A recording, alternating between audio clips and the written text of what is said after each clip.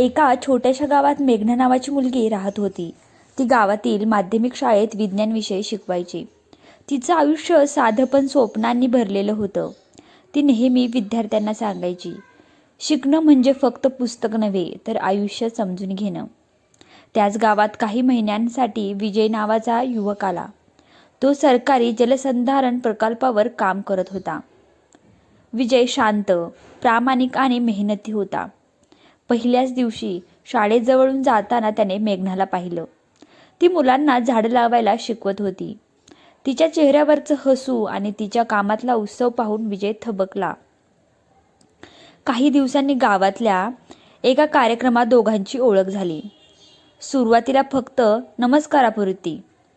नमस्कारापुरतंच बोलणं होतं, पण हळूहळू त्यांच्या गप्पा वाढल्या. संध्याकाळी शाळा सुटल्यानंतर मेघना आणि विजय गावच्या तलावाजवळ बसून बोलायचे. विषय साधे असायचे, निसर्ग, शिक्षण आणि आयुष्याबद्दलच्या छोट्या छोट्या गोष्टी. विजयला मेघनाच्या साधेपणाचा एक वेगळं सौंदर्य दिसायचं. ती बोलताना तिच्या डोळ्यांत एक आत्मविश्वास असायचा, जो विजयला खूप आवडायचा. मेघनाला ही विजयची प्रामाणिक स्वभावाची व सुरक्षितता वाटायची. त्याच्या प्रामाणिक स्वभावाची तिला सुरक्षितता वाटायची. दोघांमध्ये एक न बोललेलं नातं तयार झालं होतं. पण विजयचं काम संपत आलं आणि त्याला शहरात परत जावं लागणार होतं. त्या दिवशी मेघना शांत होती. विजयने विचारलं, काय झालं? ती फक्त म्हणाली, कधी कधी काही लोक भेटतात आणि आयुष्य बदलून जातं. विजयने तिच्या हातात एक छोटं कागदाचं फूल ठेवलं आणि म्हणाला, मी परत येईल, कारण माझं मन इथेच आहे. काही महिने गेले. मेघना रोज शाळेनंतर त्या तलावाजवळ जायची. तिच्या मनात एकच प्रश्न असायचा, तो खरंच परत येईल का? तिच्या मनातला हा प्रश्न कधी संपतच नव्हता. तो खरंच परत येईल का? पण तिचा विश्वास कधी ढळला नाही. तिला मनातून एक आशा होती, तो येईल, तो नक्की माझ्यासाठी परत येईल. एक दिवशी गावात पावसाची पहिली सर आली.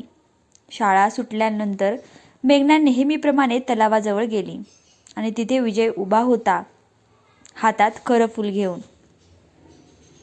दोघांच्या डोळ्यांत अश्रू होते, पण त्या अश्रूमध्ये आनंद होता, खूप सारा आनंद होता. काही दिवसांनी गावातील मंदिरात त्यांनी लग्नाचा सोहळा झाला, साधं पण मनापासून. आजही मेघना शाळेत शिकवते आणि विजय गावच्या विकासासाठी काम करतो. त्यांचं प्रेम आजही तितकंच जिवंत आहे, कारण ते शब्दांवर नाही तर विश्वास आणि समजुतीवर उभं आहे. मी आशा करते की तुम्हाला हा व्हिडिओ नक्कीच आवडला असेल आणि जर ही स्टोरी तुम्हाला आवडली असेल तर व्हिडिओला लाईक करायला विसरू नका आणि ही कथा जास्तीत जास्त लोकांपर्यंत शेअर करा. आणि तुम्ही चॅनलवर नवीन असाल, आपल्या चॅनलला अजूनही सबस्क्राईब केलं नसेल तर नक्की सबस्क्राईब करा. धन्यवाद. आणि यासारख्या गोष्टी तुम्हाला कोणत्या प्रकारच्या हव्या आहेत, कोणत्या गोष्टी तुम्हाला ऐकायची आहे, तसं कमेंट बॉक्समध्ये मला नक्कीच सजेस्ट करा. मी तुम्हाला ते सांगण्याचा नक्कीच प्रयत्न करीन. धन्यवाद.